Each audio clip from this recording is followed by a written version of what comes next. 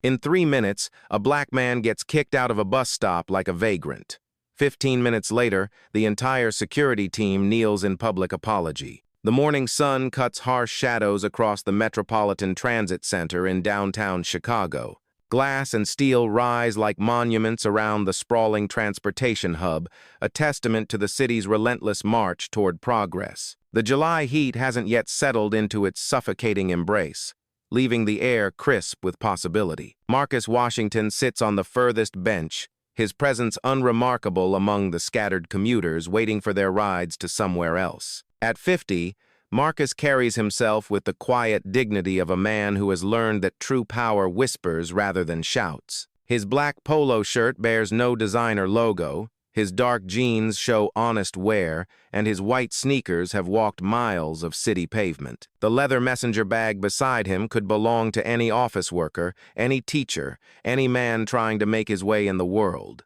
Nothing about him screams wealth or influence. Nothing suggests that the nervous energy thrumming through his fingers as he checks his phone stems from managing an empire worth billions. The transit center holds memories thick as morning fog. 38 years ago, a 12-year-old Marcus stood at this very spot, clutching quarters in his sweaty palm, while a bus driver looked him up and down with disgust. "Boy like you probably don't even have fare money," the driver had sneered, closing the doors in his face.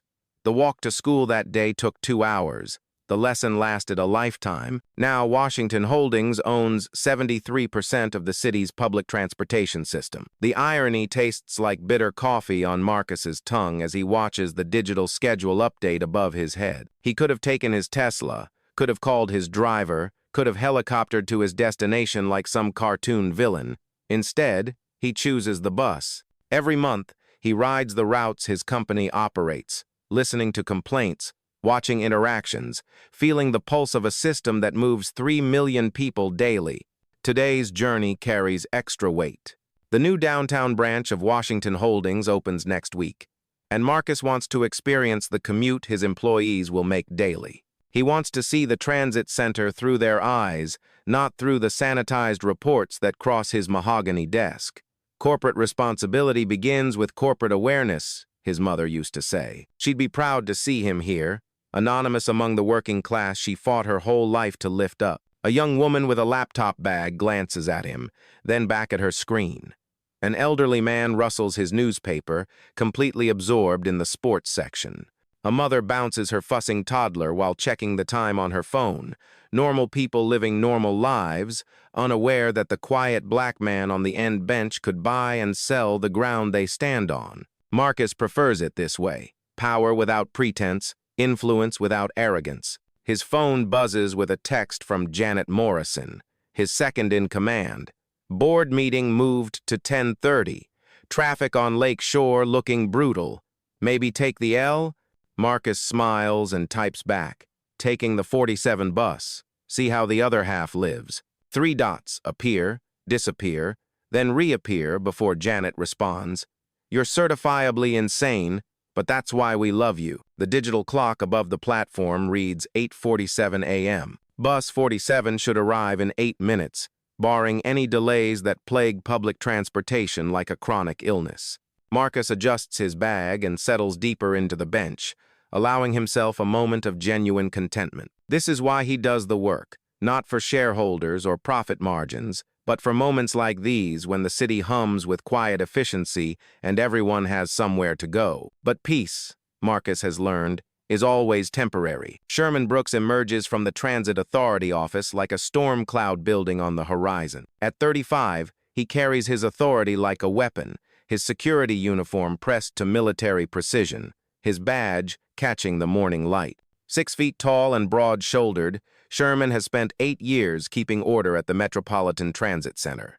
In his mind, order means knowing who belongs and who doesn't, and the black man on the far bench definitely doesn't belong. Sherman's trained eye catalogs details: worn sneakers, no briefcase, messenger bag that's seen better years. The man isn't checking his watch nervously like commuters do. He's not dressed for an office job.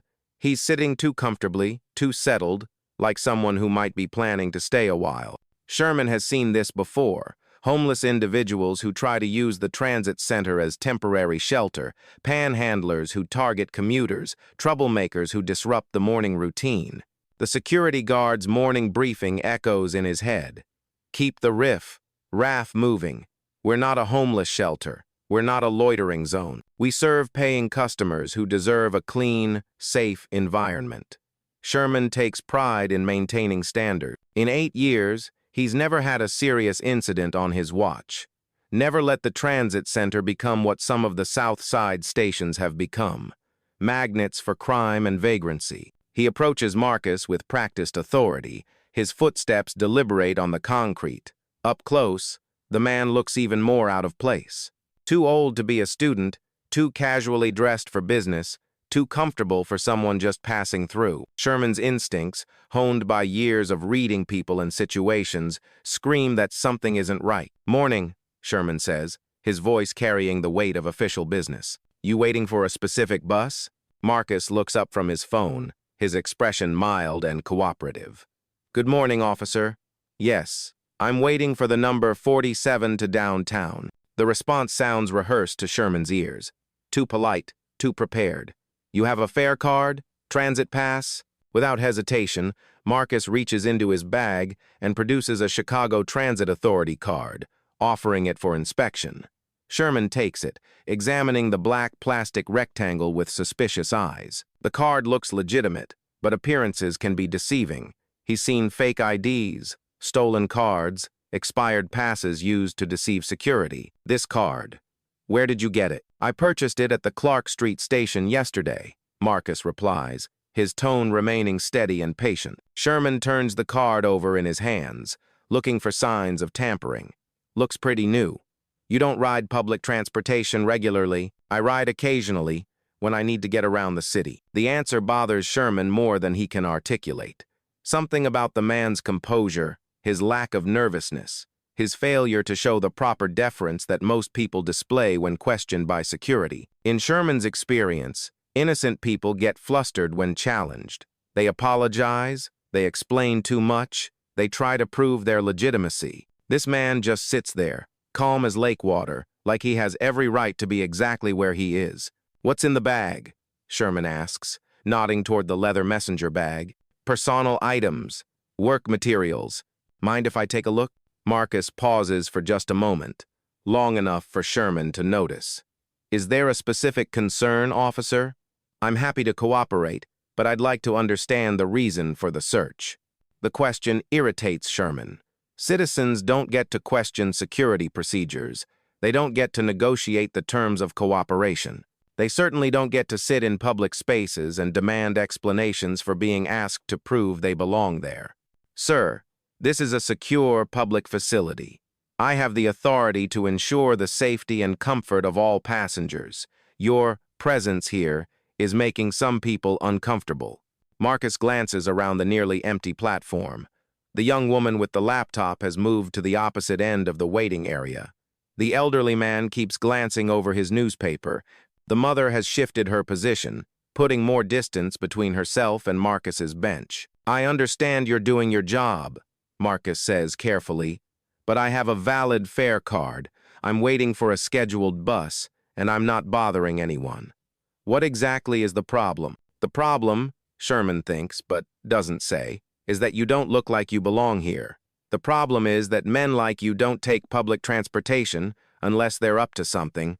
The problem is that 8 years of experience has taught me to spot trouble before it starts. And everything about you screams trouble. Instead," Sherman says, "how long have you been sitting here?" "About 15 minutes. Planning to sit here much longer? Until my bus arrives. Should be about 5 more minutes." Sherman checks his watch, then the digital schedule board. Bus 47 is indeed due in 6 minutes, running slightly behind schedule. But that doesn't mean anything. Troublemakers often know the schedules, use them as cover for their real activities. "Sir, I'm going to need you to move along. Find somewhere else to wait." Marcus's expression doesn't change, but something shifts in his eyes, a hardening, like steel cooling. "Move along to where?" "This is a public bus stop. I have a valid fare card." "I'm causing no disturbance. You're loitering." This isn't a place to hang out. I'm waiting for public transportation. That's what bus stops are for. The calm reasonableness in Marcus's voice pushes Sherman past irritation into genuine anger. He's dealt with smart-mouthed troublemakers before, people who think they can lawyer their way out of legitimate security concern. The man's refusal to show proper respect, his insistence on staying put, his entitled attitude all confirm Sherman's initial assessment. Look, pal, I don't know what your game is, but I've seen plenty of guys like you. You think you can dress up in clean clothes and nobody will notice what you really are. But I notice. I see you. The words hang in the morning air like a toxic cloud. Marcus goes completely still, his hands motionless on his phone. When he speaks, his voice carries a different quality. Not angry, not loud, but absolutely certain. What exactly do you think I am? Sherman's training tells him to de-escalate, to maintain professional composure. But his frustration with the man's attitude, his certainty about what he's dealing with, and his determination to maintain order override his better judgment. I think you're trouble. I think you're here looking for opportunities, handouts, pockets to pick, people to hassle. I think you're the kind of guy who makes working families uncomfortable on their way to honest jobs. The young woman with the laptop stops pretending to work and stares openly. The elderly man folds his newspaper completely. The mother pulls her toddler closer and fumbles for her phone. Marcus stands slowly, his full height impressive despite his deceptively casual appearance. Officer, I'm going to give you one opportunity to reconsider your approach here. Are you threatening me? Sherman's hand moves instinctively toward his radio. I'm offering you a chance to think about what you're doing, to consider whether your assumptions might be wrong. But Sherman is past thinking, past considering. The man's refusal to back down, his implication that Sherman might be wrong, his continued presence in a space where he doesn't belong, have pushed the security guard beyond the point of rational response. Get up. Get your bag. Get out of here. Now. I'm not going anywhere until my bus arrives. Sherman moves closer, using his size to intimidate. You'll move, or I'll move you. Marcus doesn't step back, doesn't flinch, doesn't show any of the fear or submission Sherman expects. Instead, he reaches into his bag and pulls out his phone, his movements deliberate and calm. I'm going to make a phone call, Marcus says, his voice carrying the kind of quiet authority that Sherman has never heard from someone he assumed was homeless. Put the phone away and move along, or I'll call the real police. But Marcus is already dialing, his fingers moving across the screen with practiced efficiency. When he speaks, his voice cuts through the morning air with surgical precision. Janet, it's Marcus. I need you at the Metropolitan Transit Center immediately. Bring the management contracts. Bring the acquisition papers. And Janet, bring security. Sherman feels something cold creep up his spine. The man's tone, his bearing, the way he speaks like someone accustomed to being obeyed, none of it fits the profile Sherman constructed in his mind. Who the hell do you think you're calling? Sherman demands, but his voice lacks its earlier conviction. Marcus ends the call and looks directly into Sherman's eyes. You should prepare yourself for a very educational morning, Officer Brooke. The use of his name hits Sherman like a physical blow. He never introduced himself. His name tag is positioned where casual observers wouldn't notice it. But somehow, this man he dismissed as a vagrant knows exactly who he is. 8 years of security work have taught Sherman to read situations, to assess threats, to maintain control. But standing here in the morning sun, looking into the steady gaze of a man who just summoned help with the confidence of someone who expects to be obeyed, Sherman feels control slipping through his fingers like water. The bus schedule board updates. Bus 47 will arrive in 3 minutes. But Sherman suspects that whatever happens next will change everything about this morning, this job, and his understanding of the world he thought he controlled. Around them, the transit center continues its morning routine, but the 3 witnesses, the young woman, the elderly man, the mother with her child, sense that they're about to witness something significant. The mother starts recording on her phone, her finger hovering over the screen as she tries to decide whether to capture what comes next. Marcus returns to his seat, crosses his legs, and waits. Not like someone who's been intimidated or threatened, but like someone who has set events in motion and now simply needs to let them unfold. Sherman stands frozen, caught between his conviction that he's right and a growing certainty that he's made a terrible mistake. The morning sun climbs higher, and shadows begin to shift across the transit center platform. In the distance, the rumble of an approaching bus mingles with the sound of multiple vehicles pulling into the transit center's administrative parking area. Power was about to change hands, and everyone present could feel it coming. 10 minutes pass like hours. Sherman paces near the Transit Authority office, his radio crackling with routine updates that sound increasingly distant. He keeps glancing at Marcus, who hasn't moved from his bench, hasn't shown any sign of anxiety or uncertainty. The man sits like someone comfortable with waiting, like someone who knows exactly what's coming. The first vehicle to arrive isn't a bus. It's a black Mercedes S-Class that pulls into a space reserved for Transit Authority executives. Janet Morrison emerges from the passenger seat, her tailored gray suit and purposeful stride marking her as someone important. She's followed by two men in expensive suits carrying briefcases and what appears to be a thick folder of documents. Sherman's stomach drops. Important people don't respond to random phone calls from homeless men. Important people don't rush across town because someone in worn sneakers demands their presence. But here they are, walking directly toward the bench where Marcus sits, their expressions serious and focused. The second vehicle is a Chicago Transit Authority SUV.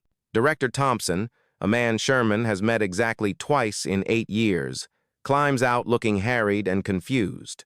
Behind him comes Davis, Sherman's direct supervisor, whose face has gone pale in a way that suggests he knows something terrible is about to happen. The third vehicle makes Sherman's blood turn to ice water.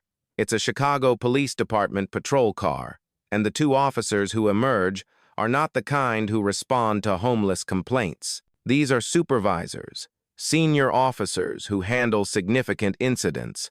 They survey the scene with practiced eyes, taking note of everyone present. Marcus finally stands as the group approaches. But instead of the deference Sherman expects someone in his position to show, Marcus greets them like equals, no, like someone they work for.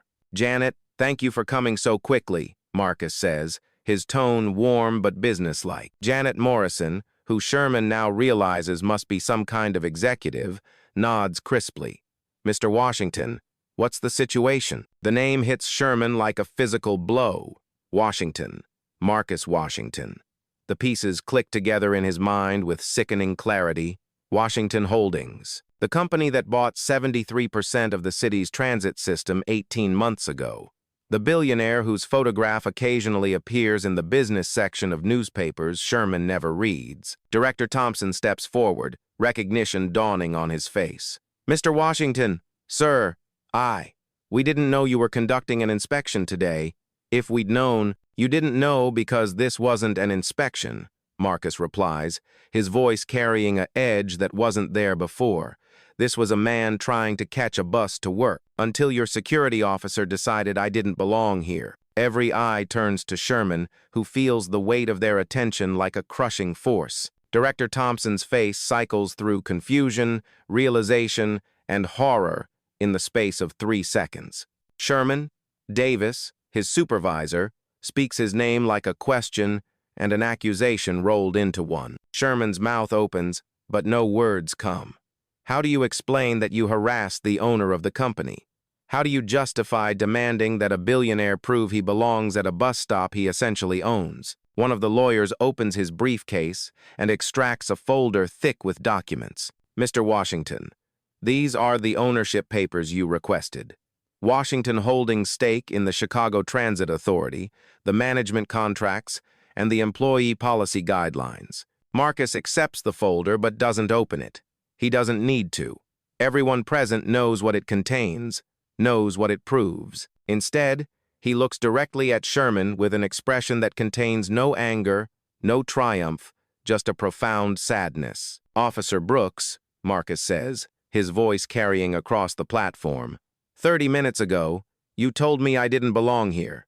You said I was trouble. You said I was the kind of person who makes working families uncomfortable. You demanded I leave a public space because you didn't like what you saw when you looked at me." Sherman tries to speak, tries to form some kind of apology or explanation, but Marcus continues. What you saw was a black man in casual clothes, sitting quietly on a bench. What you decided was that black men in casual clothes don't deserve the same respect, the same rights, the same basic human dignity as other passengers. You decided that my presence was inherently threatening, inherently wrong. The young woman with the laptop has moved closer, her phone now openly recording. The elderly man stands with his newspaper forgotten in his hands. The mother holds her toddler while capturing everything on her phone. They understand they're witnessing something significant, something that will matter beyond this morning. Director Thompson finds his voice first. Mr. Washington, on behalf of the Chicago Transit Authority and Washington Holdings, I offer our sincerest apologies. This behavior is completely unacceptable and does not represent our values or policies. Doesn't it? Marcus asks quietly. Because Officer Brooks didn't act alone. He acted according to training that taught him to identify threats. Training that apparently classifies black men as inherently suspicious. Training that gives him the authority to harass paying customers based on his personal prejudices. Davis steps forward, his face ashen. Sherman, you're suspended immediately pending a full investigation. Turn in your badge and radio. But Marcus raises a hand. Number. Don't suspend him, fire him. Now. Immediately. The words fall like an executioner's blade. Sherman's legs almost give out beneath him. He tries to speak, tries to explain, tries to salvage 8 years of work and the job that supports his family. Mr. Washington, please. I made a mistake. I was doing my job, trying to keep the station secure. I have a wife, kids. I need this job. Marcus studies him for a long moment.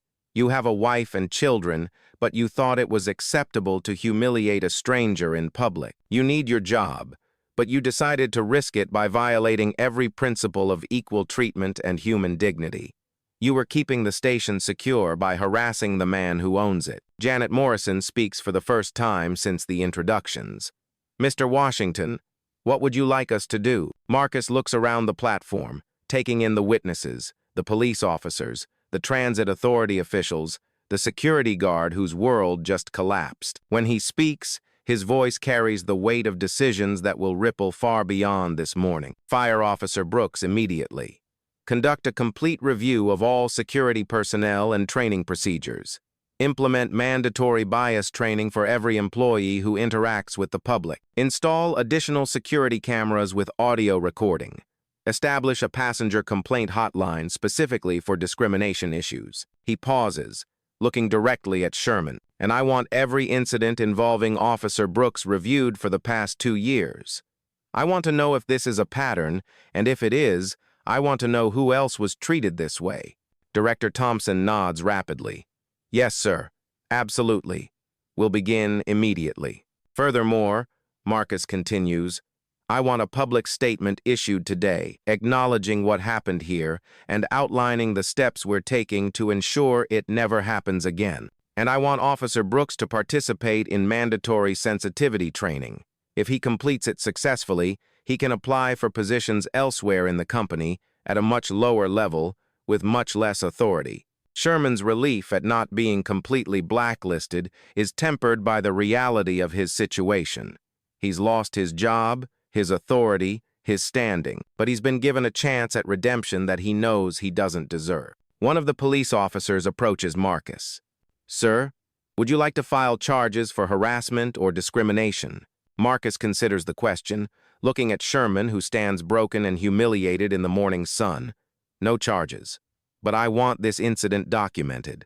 I want it on record that discrimination has consequences.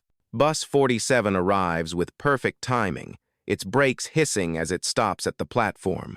The driver, unaware of the drama that just unfolded, opens the doors and waits for passengers to board. Marcus picks up his messenger bag and walks toward the bus. Before boarding, he turns back to the assembled group. Gentlemen, lady, what happened here this morning happens every day to people who don't have the resources to fight back. People who can't make phone calls that bring executives running. People who have to accept discrimination because they need their jobs, their services, their place in society more than they need their dignity. He looks one last time at Sherman. Officer Brooks, I hope you learned something from this. I hope you understand that the man you saw on that bench could have been a teacher, a veteran, a father trying to get to work to support his family. You didn't see a person. You saw a category, a stereotype, a threat that existed only in your mind. Marcus boards the bus, shows his fare card to the driver, and takes a seat by the window. As the bus pulls away from the platform, he can see the group standing in the morning sun, dealing with the aftermath of a conversation that changed everything. The young woman, the elderly man, and the mother with her child board the next bus, their phones full of video that will make its way to social media within hours.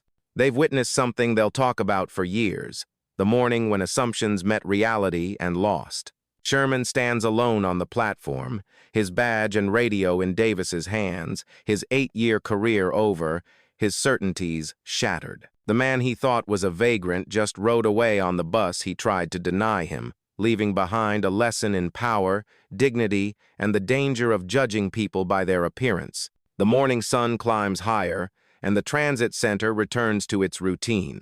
But everyone who was present knows that something fundamental has shifted, something that will ripple outward like waves from a stone dropped in still water. Marcus settles into his seat as the bus makes its way downtown. Through the window, Chicago streams past, a city of millions of stories, millions of struggles, millions of moments when dignity hangs in the balance. His phone buzzes with messages from Janet, from board members, from reporters who have somehow already heard about the incident. He ignores them all and thinks about his mother, who cleaned office buildings at night so he could attend better schools during the day. She never owned a company, never had executives jumping at her phone calls, never had the power to fire people who treated her badly. But she had dignity, and she taught him that dignity isn't something anyone can give you or take away, it's something you carry inside yourself. The bus reaches his stop, and Marcus disembarks into the busy downtown morning.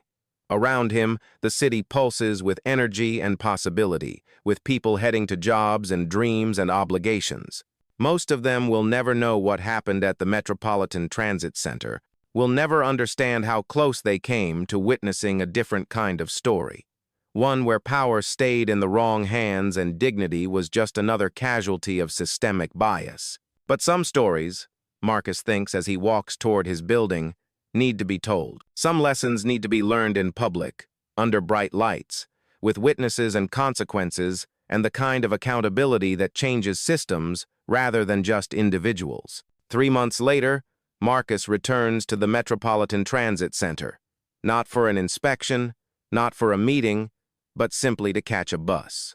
The platform looks different now, cleaner, more welcoming, staffed by security officers who greet passengers with respect rather than suspicion. The bench where he sat that morning bears a small plaque. All passengers welcome, discrimination prohibited. It's a quiet reminder of the morning when assumptions met reality and the system changed to match its values rather than its prejudices. Maria Gonzalez, the new head of security, approaches him with a smile. She's young, professional, and trained in the new protocols that emphasize service over suspicion. "Good morning, Mr. Washington. Taking the 47 again?" "Good morning, Maria." "Yes, downtown." He pauses, looking around the platform. "How are things going?" "Very well, sir. The new training program is excellent. Complaints are down 90%, and passenger satisfaction is at an all-time high. People feel welcome here." Marcus nods, satisfied. "And Officer Brooks?" "He completed the sensitivity training program. Applied for a position in our maintenance department. His supervisor says he's doing well, much more humble, much more aware. The experience seems to have changed him genuinely." The bus arrives, and Marcus boards with other passengers. No one stares, no one whispers, no one assumes he doesn't belong. The system works the way it was always supposed to work, serving everyone equally, judging no one by their appearance, treating human dignity as non-negotiable. As the bus pulls away from the platform, Marcus reflects on the morning that changed everything. Not because a billionaire was mistreated, that was just the catalyst. The real change came from the recognition that every person deserves respect, every passenger has rights, and every system can be better than its worst tendencies. The city streams past the window, full of stories yet to be told, dignity yet to be defended, systems yet to be improved. Marcus smiles and settles in for the ride, knowing that somewhere in Chicago, someone else is sitting on a bench, waiting for a bus, carrying their own invisible worth in a world that too often judges by appearances. But today, at least in this small corner of the city, dignity rides public transportation safely. And sometimes, Marcus thinks, that's enough to change the world. Some battles are fought in boardrooms and courtrooms, with lawyers and legislation and lengthy appeals processes. But this battle was fought on a bus platform on a summer morning, with nothing more than phone calls and consequences, and the simple insistence that human dignity is not negotiable. The system changed not because the law demanded it, but because someone with power chose to use it for justice rather than revenge, for education rather than punishment, for building bridges rather than walls. And in the end, that made all the difference. 6 months after the incident, Marcus receives an unexpected visitor at his downtown office. Through the floor-to-ceiling windows of the 42nd floor, Chicago sprawls beneath him like a circuit board of lights and possibilities. Janet buzzes through the intercom, her voice carrying a note of curiosity. "Mr. Washington, there's a Sherman Brooks here to see you. He says it's personal." Marcus pauses in reviewing quarterly reports, his pen hovering over profit margins and ridership statistics. He hasn't seen Sherman since that morning at the transit center, though he's received periodic updates on the man's progress through the sensitivity training program and his work in the maintenance department. "Send him in." Sherman enters the office like a man walking into church, quietly, respectfully, carrying the weight of purpose and humility. He's changed in the month since their confrontation. The swagger is gone, replaced by something deeper and more genuine. His maintenance uniform is clean and pressed, his posture straight but not aggressive. "Mr. Washington, thank you for seeing me. I know you're busy." Marcus gestures to the chairs facing his desk. "Please, sit. How are you finding the maintenance work?" "It's honest work, sir. Good work. I'm learning things I never knew about how the system operates from the ground up." Sherman settles into the chair, his hands folded in his lap. "But that's not why I'm here. Go on." Sherman takes a deep breath, gathering words that have clearly been rehearsed but still carry genuine emotion. "6 months ago, you could have destroyed my life completely. You could have pressed charges, could have made sure I never worked anywhere again. Instead, you gave me a chance to learn, to grow, to become better than I was." Marcus listens without interrupting, recognizing the courage it takes for Sherman to be here. The sensitivity training, it opened my eyes to things I'd been blind to my whole life. Not just about race, but about assumptions, about power, about the responsibility that comes with any kind of authority. Sherman's voice grows stronger as he speaks. "I realized I'd been seeing threats where there were just people. I'd been protecting a system that was designed to exclude rather than serve." "What did you learn about yourself?" Sherman considers the question carefully. "I learned that I was afraid. Afraid of change, afraid of losing control, afraid of admitting that the world was more complicated than I wanted it to be. It was easier to put people in categories, to make quick judgments, than to see each person as an individual with their own story." Through the office windows, the afternoon sun casts long shadows across the city. Marcus can see the transit center in the distance, a small but crucial part of the urban ecosystem that keeps millions of people moving toward their dreams and obligations. "I've been working with some of the other maintenance staff," Sherman continues. "Men and women from all backgrounds, all walks of life. I hear their stories during lunch breaks, during shift changes.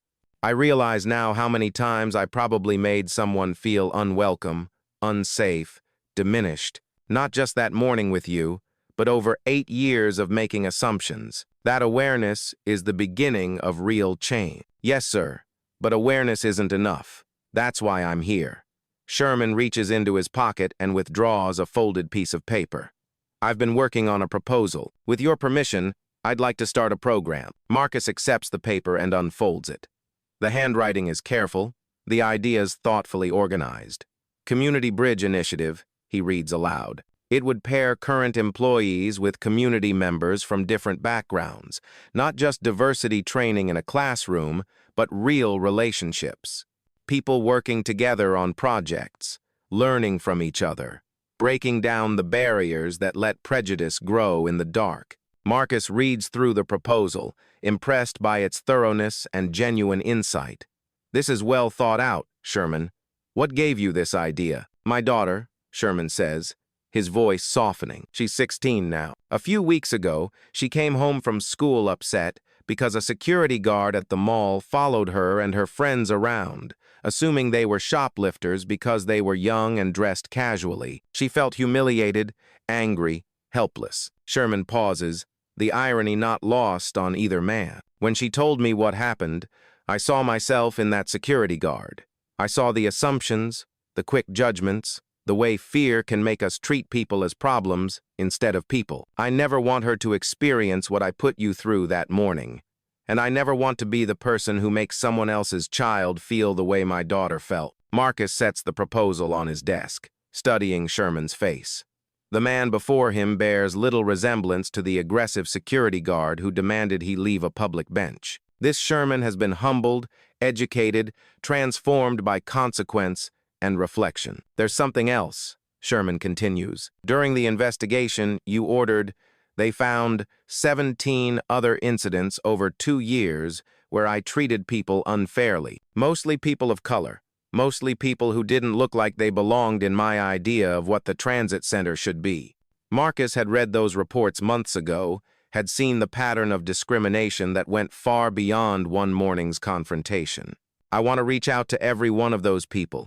I want to apologize personally, face to face. I want to make amends not because the company requires it, but because it's the right thing to do, because they deserved better from me, and they deserve to know that the system has changed." The afternoon light shifts across the office, casting Sherman's face in profile against the urban landscape beyond.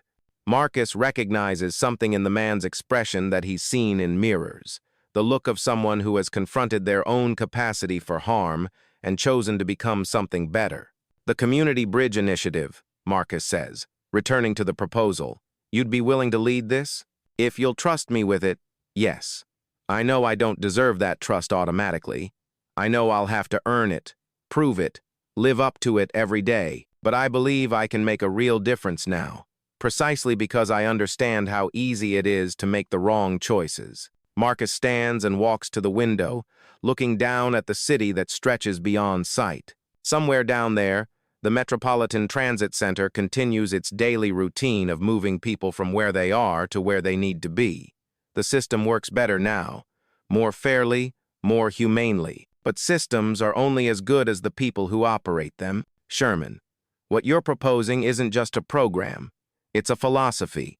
It's a way of seeing people as allies rather than adversaries, as individuals rather than categories.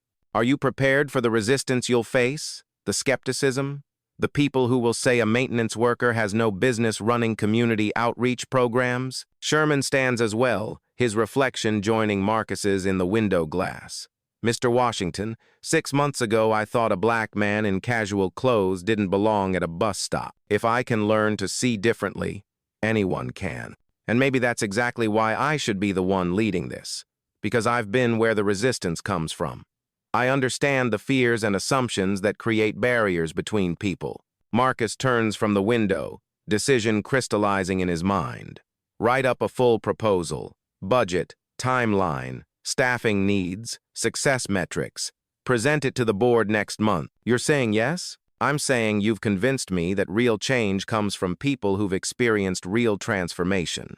You've done the hard work of examining your own prejudices and choosing to be better. Now let's see if you can help others make that same journey. Sherman's relief is visible, but it's tempered by the weight of responsibility he's accepting. "Thank you, Mr. Washington. I won't let you down. Don't thank me. Thank the people you're going to serve. Thank the communities you're going to bridge. Thank the young people like your daughter who deserve better from all of us." As Sherman prepares to leave, Marcus adds one final thought. "The morning we met at the transit center, you saw what you expected to see rather than what was actually there. The Community Bridge Initiative will only succeed if you can teach people to see clearly without the filter of assumption and prejudice. Can you do that? Sherman pauses at the office door, his hand on the handle. Mr. Washington, every morning when I get dressed for work, I remember how it felt to realize I'd been wrong about everything I thought I knew. That moment of recognition, of shame, of possibility, that's what I want to help other people experience before they make the mistakes I made. Because everyone deserves the chance to choose better, and everyone deserves to be seen clearly.